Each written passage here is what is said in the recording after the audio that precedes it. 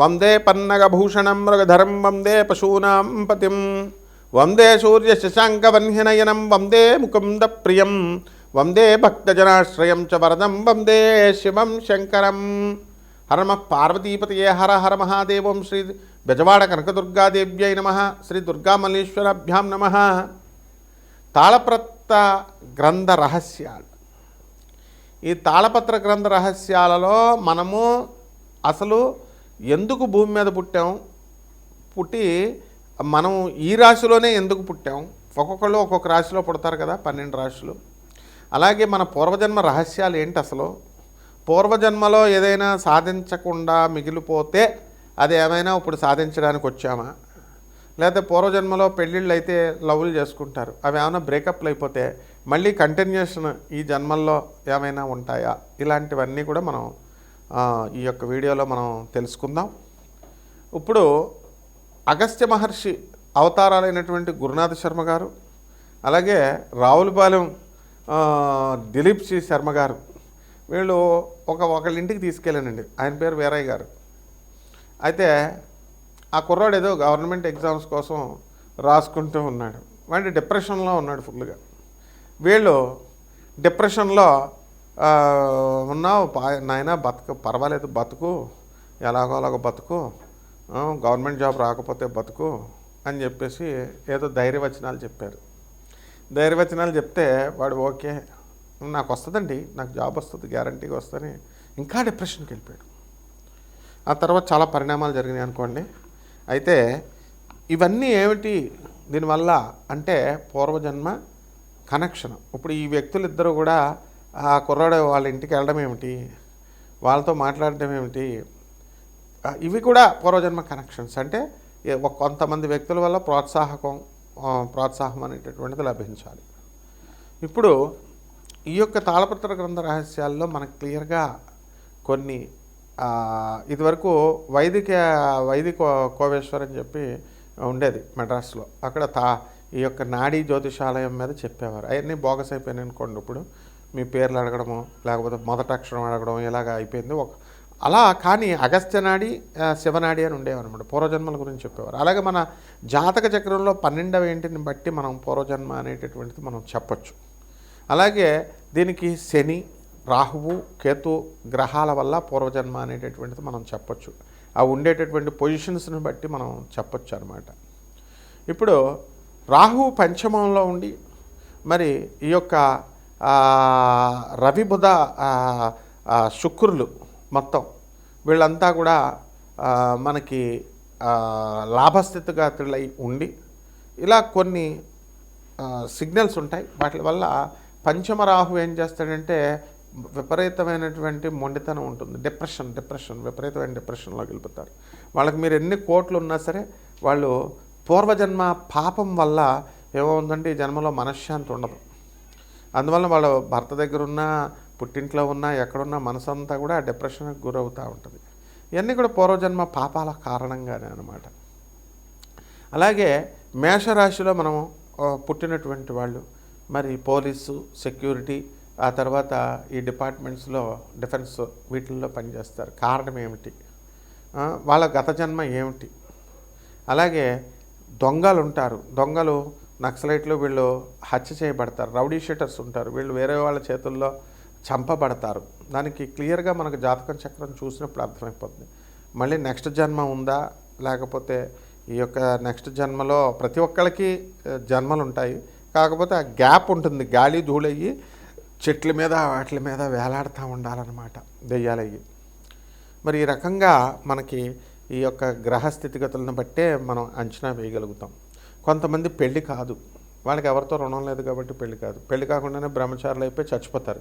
చచ్చిపోతే తెల్ల జిల్లేడు చెట్టుకి ఇచ్చి పెళ్లి చేసి ఆ తర్వాత అతని శవాన్ని కాలుస్తారు.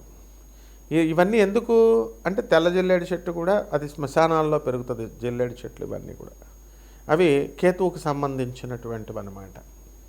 కాబట్టి ఈ యొక్క మీడియా రంగంలో ఉన్నటువంటి వాళ్ళు కొంతమంది ఉంటారు పాపం.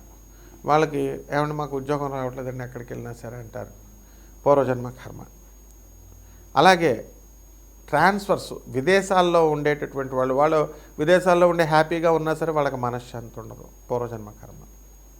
ఈ విధంగా మొత్తం ఈ యొక్క పర్పస్ ఏంటంటే మనం పూర్వజన్మల్లో సాధించలేకపోయినటువంటి పనుల్ని ఈ జన్మలో మనం సాధించుకోవడానికి మళ్ళీ భగవంతుడిని కొంత టైం అడుగుతాము, ఆయన ఇస్తారన్నమాట.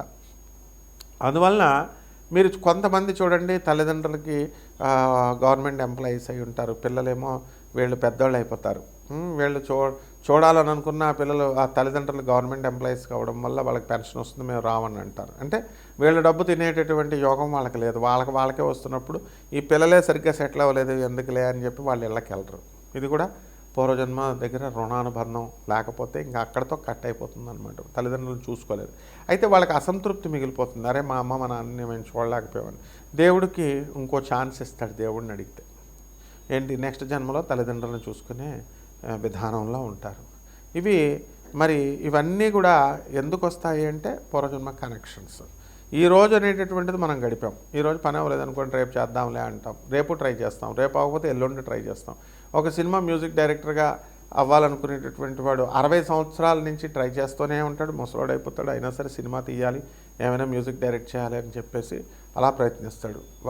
అలా చాలామంది సినిమా వాళ్ళు అవ్వనియండి, ఒక ఐఏఎస్ ఆఫీసర్ అవ్వాలనుకునేటటువంటి వాడు తెగ ప్రయత్నిస్తూ ఉంటాడు, ఒక 10 సార్లు రాస్తాడు అనుకుందాం, అయినా సరే రాలేదు.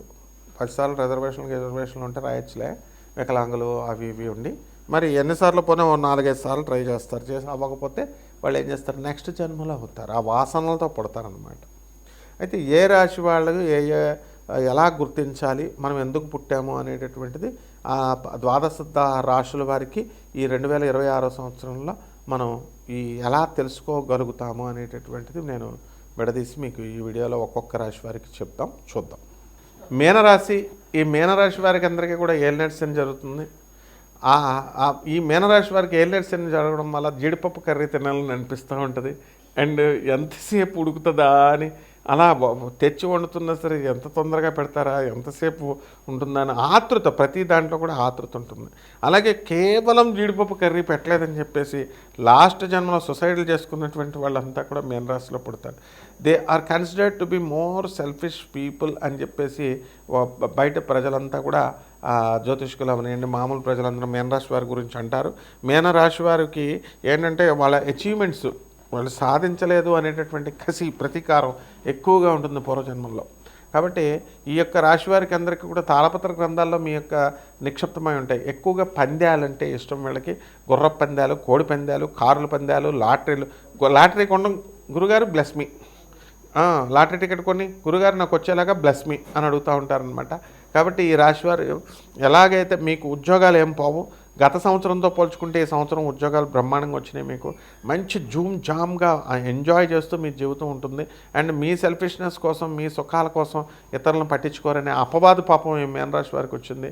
ఇతరులందరినీ చక్కగా మేపుతారు మీనరాశి వాళ్ళు, చుట్టాలందరినీ మేపుతారు, మంచి మంచి జీడిపప్పు కర్రీలు, చికెన్లు, మటన్లు వేసి మేపుతారు. కానీ అయినప్పటికీ కూడా మీనరాశి వారికి అందరికీ కూడా అలా ఉంటుంది. అండ్ ఏలినాటి శని కాబట్టి అసలు అమ్మాయిల జోలికి వెళ్ళొద్దు, అసలు మగవాళ్ళకి ఎప్పుడు కూడా సలహాలు ఇవ్వద్దు. మీరు ఇస్తే కనుక వాళ్ళు, మీరు చెప్పేది ఒకటైతే వాళ్ళకి ఉద్యోగాలు రాకపోయినా బతకొచ్చురా బాబు అని మీరు చెబితే వాడికి ఎలాగ అర్థమవుద్దంటే, నువ్వు ఎన్నిసార్లు అయినా సరే ఇంక నీకు ఉద్యోగం రాదు, ఇంకా ఈ గవర్నమెంట్ జాబు ఆశలు పెట్టుకున్నావు అని చెప్పి వాడు సూసైడ్ చేసేసుకుంటాడు. అలాగే ఆడవాళ్ళు కూడా మీరు మా రామ అంటే బూతుగా అర్థమైపోయి మిమ్మల్ని మీ మీద నిందలు వేసేయడానికి అవకాశాలు ఉంటాయి. అలాగే ఎలక్ట్రిక్ కరెంట్ లైన్, ఫ్యాన్లు పెట్టుకున్న వాళ్ళు చాలా జాగ్రత్త అండి. ఫ్యాన్ల కింద పడిపోయి కొంచెం కాళ్ళు దెబ్బలు తిని తల పగిలిపోవడానికి అవకాశాలు ఉంటాయి. అండ్ ఏలినాటి శని తీవ్రంగా ఉంది కాబట్టి యాక్సిడెంట్లు అవ్వడానికి అవకాశాలు ఉన్నాయి. కాబట్టి భయపడ్డం కాదు, అక్కడ జాగ్రత్తలు చెప్తున్నాం. జాగ్రత్తలు చాలా జాగ్రత్తగా ఉండాలి. ఏలినాటి శనిలో కాలో చేయో ఇవన్నీ కూడా పోవడానికి అవకాశాలు ఉంటాయి, చాలా జాగ్రత్తగా ఉండాలన్నమాట. అలాగే ఏదో పెళ్ళాలు వదిలేసిన వాళ్ళగా గడ్డాలు పెంచేసుకుంటారు మొత్తం అందరూ కూడా ఈ ఏలినాటి శని సమయంలో. ఇది శనీశ్వరుడికి చాలా ఇష్టం అనమాట. ఎందువల్లంటే మీరు కటింగ్ చిన్నగా వేసుకుంటే మీకు ఫలితాలు రావు. పొడుగ్గా పెద్దగా సాధువులు చూడండి, అది సాధువు యొక్క లక్షణం అనమాట. కాబట్టి ఆదాయాలు బ్రహ్మాండంగా పెరుగుతాయి.